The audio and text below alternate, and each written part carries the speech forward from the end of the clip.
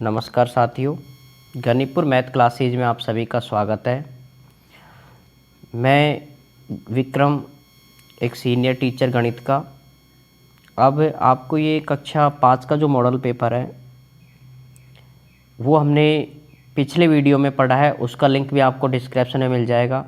अब जो महत्वपूर्ण पेपर है उसे आप देखें। पहला जो प्रश्न है वो है, नीचे दिए गए चित्र में कोण ए है। तो कोण ए होता है, ए आप यहाँ पर देखें, ए है वो है आपका न्यून कोण। ठीक है, ये बातें मैंने आपको पिछली जो वीडियो है उसके अंदर भी आपको ये बता रखा है सभी कोणों को, कि न्यून कोण कौन सा होता है, अधिक कोण, सरल कोण। समकोण होता है 90 डिग्री का कोण, सरल होता है 180 डिग्री का कोण, न्यून कोण होता है 0 से बड़ा और 90 से छोटा, अधिक कोण होता है 90 डिग्री से बड़ा और 180 से छोटा। ये सारी बातें मैंने पिछले वीडियो में बता रखी हैं, उन्हें भी आप देख सकते हैं। अब देखें इसके बाद दूसरा प्रश्न, नीचे दी गई ज्यामितीय आकृतियों में सभी कोणों को पहचान कर उन्हें न्यून कोण, समकोण अथवा अधिक कोण के रूप में लिखिए। अभी वही अधिक कोण, न्यून कोण और समकोण बताना है आपको। ठीक है, तो ये आकृति दे रखी हैं, तो यहाँ पर जो न्यून कोण शीर्ष वाले हैं वो आपको बताने हैं। ठीक है, तो इसके अंदर देखो किस तरह से पता लगाएंगे, इनको देखेंगे आप। ये देखो क्या है, सीधी एक लाइन बन रही है इधर से और एक इधर से, तो सीधी रेखा होती है वो होती है समकोण की। ठीक है, तो यहाँ पर मैं इनको लिख रहा हूँ। ठीक है, देखो ये है, तो समकोण वाले शीर्ष देखें आप, जो आपको यहाँ पर इस तरह का मिल रहा है ना, उसको समकोण वाले शीर्ष हैं। एल समकोण ये रहा, एल इसमें कोई, इसमें ये बन रहा है ओ।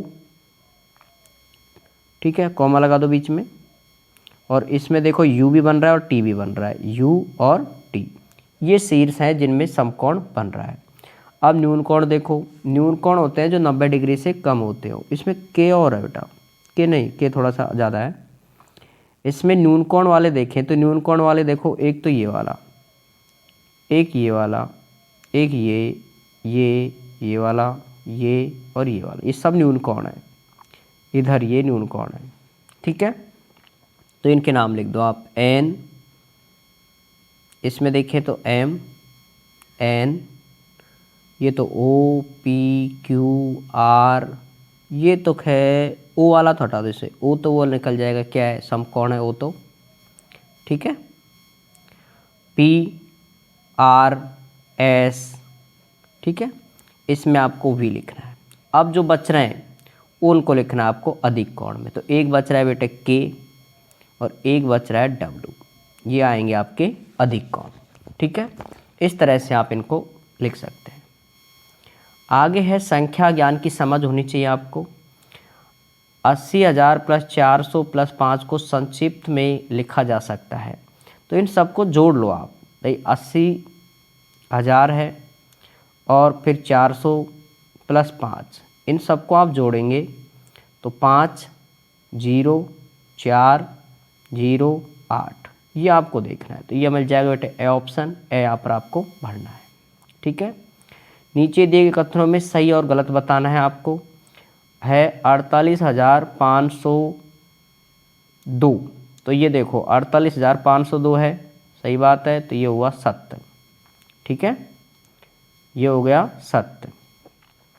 अब है विस्तारित रूप की संख्या ये है, तो विस्तारित रूप होता है बेटा, इन सबको जोड़ेंगे आप, 10,000 फिर 800 फिर 70 और फिर 3, इन सबको आप जोड़ेंगे तो 3 का 3 आ जाएगा, 7 आ जाएगा, 8 आ जाएगा, 0 और 1, इन सबको जोड़ने पर ये देखो संख्या है क्या, ये 1875 है ये, तो ये गलत बात है, ये हुई असत्य।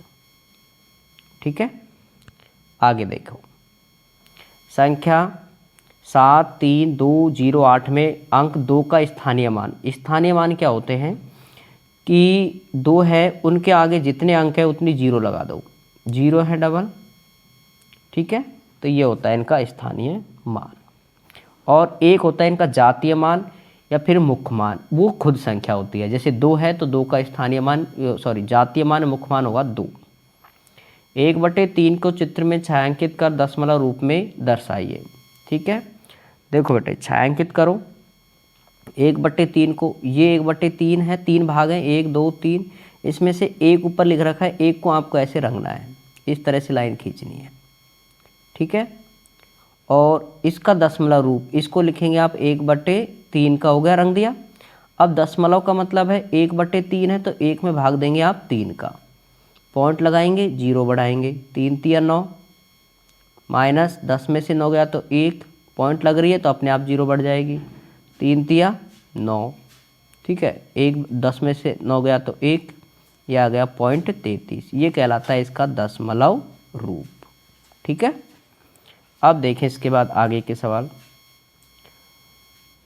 अब वीडियो थोड़ा सा बड़ा है लेकिन बेटा समझने के लिए आपको थोड़ा सा समझाना ही पड़ता है। इसके अंदर राजकीय उच्च माध्यमिक टाडा में 165 छात्र हैं। कितने बेटा? 165। एक दानदाता ने गणवेश के लिए प्रति छात्र 550 रुपये दिए। टोटल छात्र है बेटा ये आपकी विद्यालय में जैसे कुल छात्र हैं ये। ठीक है, और प्रति छात्र को, एक छात्र को कितने रुपए दे रहा है? 550 रुपये। एक छात्र को दे रहे हैं 550 रुपये।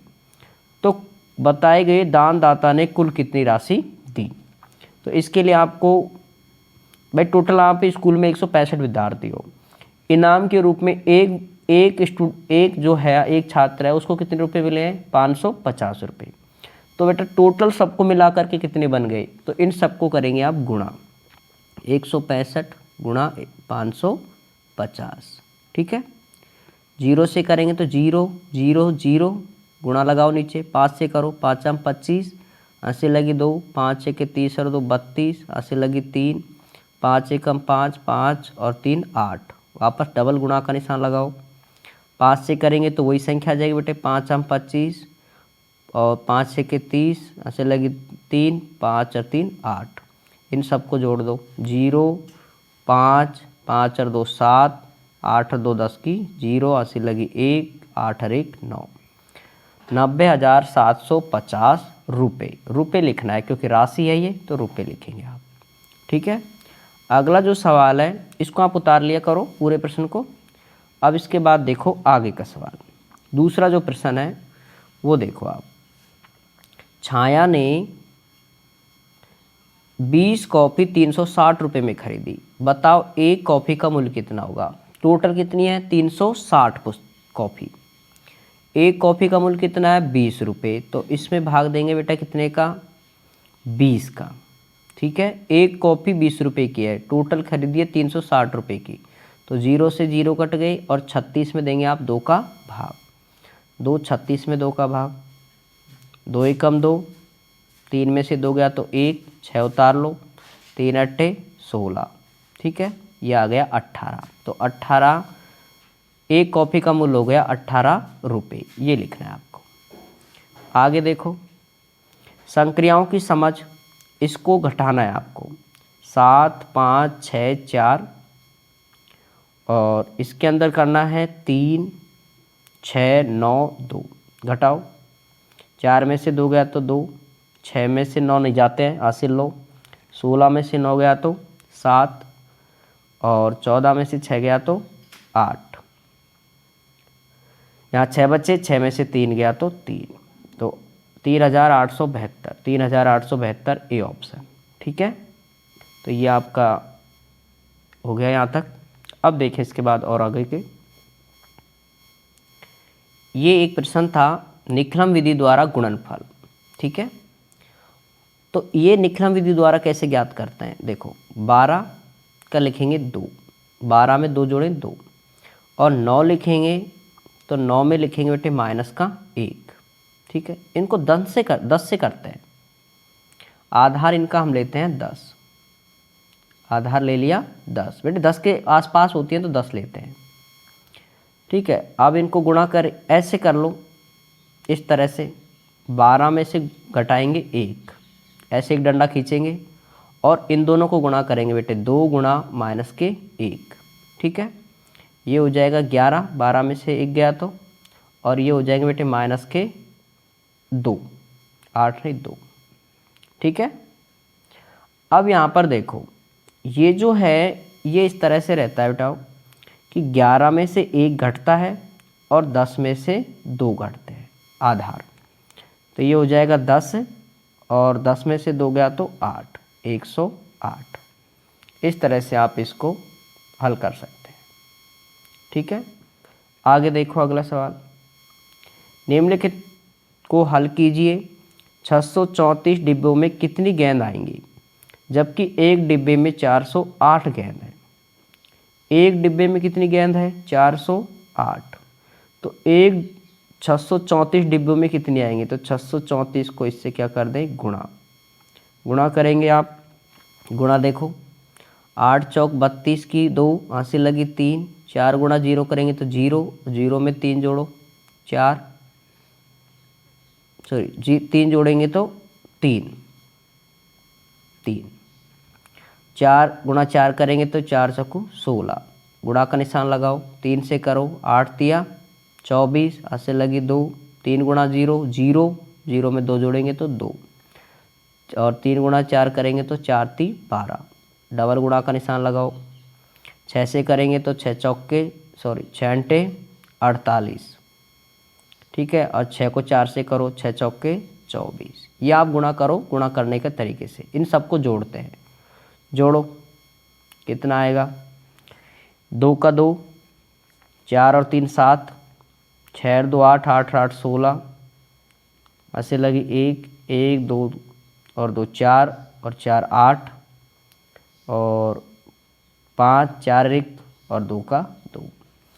अब यहाँ पर देखो अगला जो प्रश्न है 936 महीने में कितने वर्ष बनेंगे। अब आपको पता है बेटा एक वर्ष में कितने दिन होते हैं? 365 दिन।